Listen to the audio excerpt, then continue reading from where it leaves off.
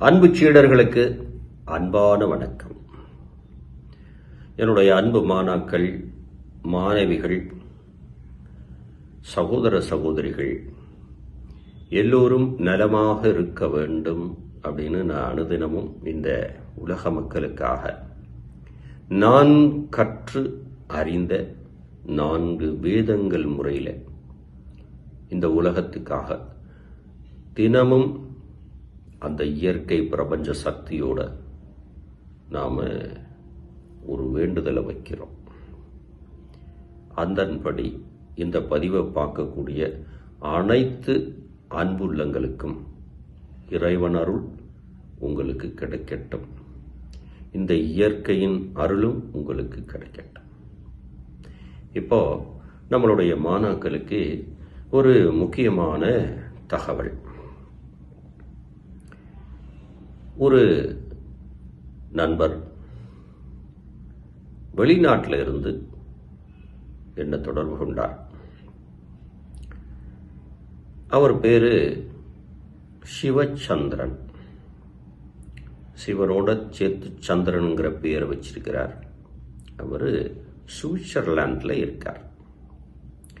என்னுடைய மாணாக்கள் தெரிந்து கொள்வதற்காக இந்த பதிவில் அதை கூறுகிறேன். அவர் பணம் படைத்தவர்.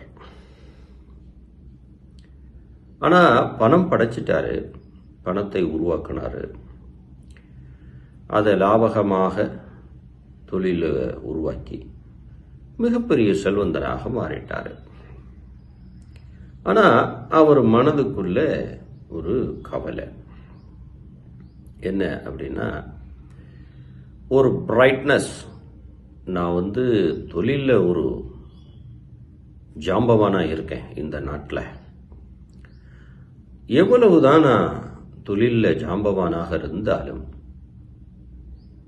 நான் பிறந்த மண்ணுக்கு என்னை தெரியவில்லை. என் உற்றார் உறவுகளுக்கு என்னிடம் இருக்கின்ற பணம் மட்டும்தான் தெரியுது. ஆனால் நான் தெரியவே இல்லை. அப்படின்னு தான் நம்ம ஆதி குருகுலத்துக்கு வருவதற்காக அவர் அலைபேசியில் தினமும் ஒரு முறையாவது என்னோடு தொடர்பு கொள்கிறார். யோகம் எத்தனை இருக்கிறது? இந்த யோகத்தினால் உண்மையாகவே மனம் வலிமை பெறுமா? இயற்கை பிரபஞ்ச அந்த சக்தியோடு நாம் கலந்து விட முடியுமா? ஏன்னா நான் பணம்லாம் பார்த்துட்டேன், உறவுகளை எல்லாம் பார்த்தாச்சு, எல்லாம் அனுபவிச்சாச்சு. இந்த உலகத்தையும் முழுமையாக நான் சுற்றி பார்த்துட்டேன். ஆன்மீகத்துக்குள்ள போனால் ஒரு இடத்துல நம்ப முடியாதது இருக்கு, சில இடத்துல நம்புறது மாதிரி இருக்கு. நான் போகாத தியான மடங்களே இல்லை, போயிட்டேன். எல்லா மடங்களுக்கும் நான் போயிட்டேன்.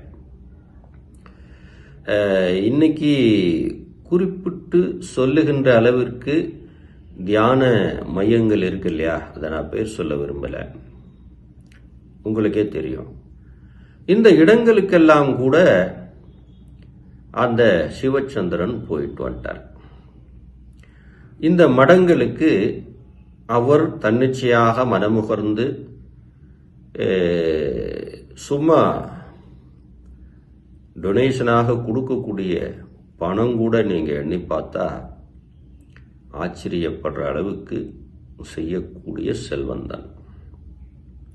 ஆனால் அவருடைய கேள்வி என்னவாக இருந்தது அப்படின்னா, இந்த யோக முறைகளில் எத்தனை இருக்கு? இந்த யோக முறைகளை நாம் கண்ணை மூடி சில முத்திரைகளை வைத்துக்கொண்டு முதுகு தண்டுவடத்தை நேராக நிமிர்த்தி நான் ஆசன முறைகளை, ஏதாவது ஒரு ஆசன முறைகளை பயன்படுத்தி ஏதோ ஒன்றை சொல்லிக் கொடுக்கிறார்கள், நானும் செய்கின்றேன். ஆனால் என் மனம் படுகின்ற பாடு இன்னும் ஒடுங்கியதாக எனக்கு தெரியவில்லை. நானும் ஒரு 25 ஆண்டுகளாக வலம் வருகிறேன். இந்த ஆதி குருகுலத்தில் என் மனம் ஒரு நிலை கொண்டு அடங்குமா? என் பதட்டங்கள் குறையுமா?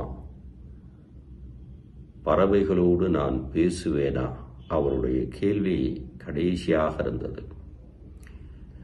நான் மனிதனாக பிறந்து விட்டேன், பல தொழில்கள் செய்திருக்கிறேன், 240 தொழிலுக்கு சொந்தக்காரர். என்னுடைய ஆதி குருகுலத்துக்கு வந்தா அவர் யாருன்னு தெரியும். இத்தனை தொழில்களையும் பார்த்துட்டேன், எத்தனை மனிதர்களையும் பார்த்துட்டேன், எல்லா நாட்டு கலாச்சார பண்பாடுகளையும் பார்த்து விட்டேன்.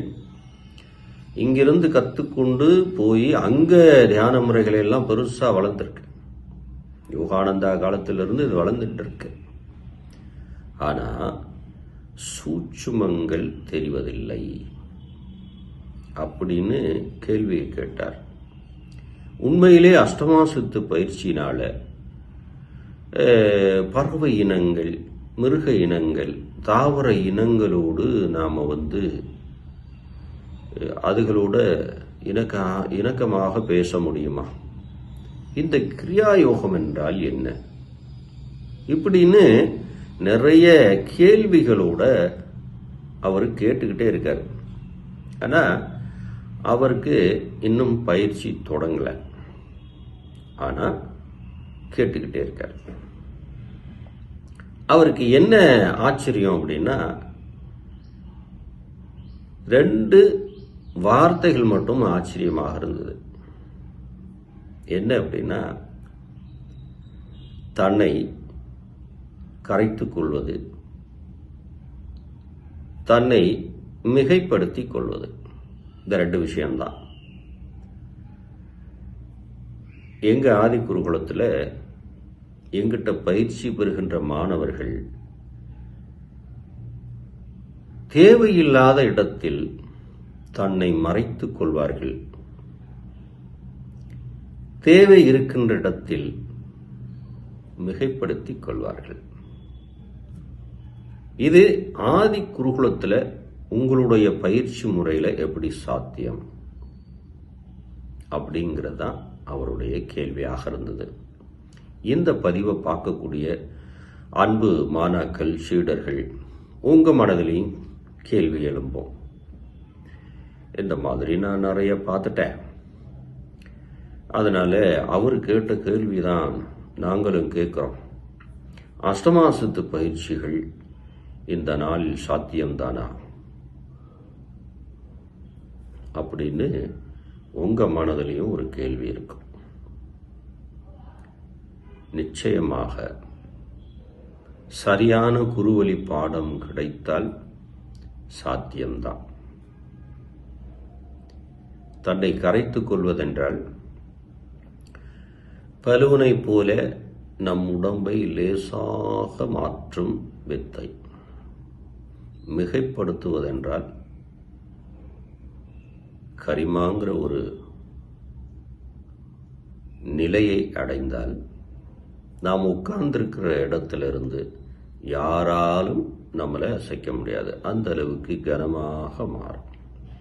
இப்போ கனமாக மாறுறதும் லேசாக மாறுறதும் உங்களுக்கு ஒரு ஆள் உதவி செய்யணும். அது யார் தெரியுமா? நம்ம உடம்புக்குள்ள போய் போய் வருத உயிரோட்டமான மூச்சு காத்து. அப்படின்னா இந்த வித்தைகளுக்கு உதவி செய்யக்கூடிய ஒரு ஆள் யாரு அப்படின்னா காற்று தான். இந்த காற்றை நாம் கையகப்படுத்தி கொண்டால் நிச்சயமாக சாத்தியம்தான். அன்பு சீடர்களே, நிறைய கேள்விகள் ஒவ்வொரு வினாடியும் நமக்கு உதித்து கொண்டே இருக்கு. அதுக்கு எல்லை என்பது கிடையாது. அதனால தான் வானமே எல்லை அப்படின்னு நம்ம சொல்கிறோம். இந்த வானமே எல்லை அப்படிங்கிறத கடந்து நாம் செல்ல வேண்டுமென்றால் சில பயிற்சி முறைகளை எடுத்துக்கிடணும். பயிற்சி எடுத்துக்கிடலாமா? அன்பு மாணாக்கள், என்னை வந்து சந்திக்க நினைக்கக்கூடிய நபர்கள் ஸ்க்ரீனில் தெரிகிற நம்பருக்கு கால் பண்ணி உங்களுடைய விவரங்களை சொல்லி காத்திருங்கள். நிச்சயமாக பலவிதமான இன்னல்களை கடந்து நாம் இறைவனை அடையலாம். நன்றி நண்பர்களே.